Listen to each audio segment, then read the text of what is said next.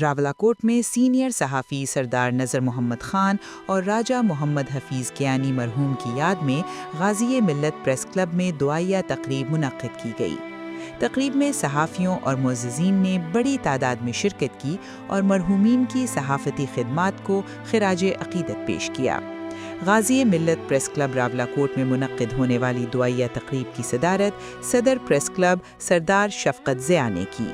تقریب میں مرحومین کے صاحبزادوں صہیب نذر اور محاذ حفیظ کیانی نے بطور مہمان خصوصی شرکت کی، جبکہ اسٹیج سیکرٹری کے فرائض جنرل سیکرٹری پریس کلب سردار ظفر نذیر نے سر انجام دیے۔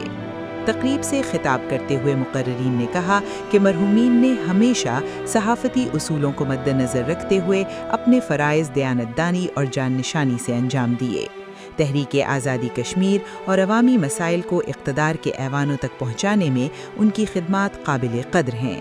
مقررین کا کہنا تھا کہ آزاد کشمیر بالخصوص پنچ میں صحافت کو باوقار بنانے میں مرحومین کا کردار ہمیشہ یاد رکھا جائے گا اور ان کی وفات سے پیدا ہونے والا خلا مدتوں پر نہیں ہو سکے گا۔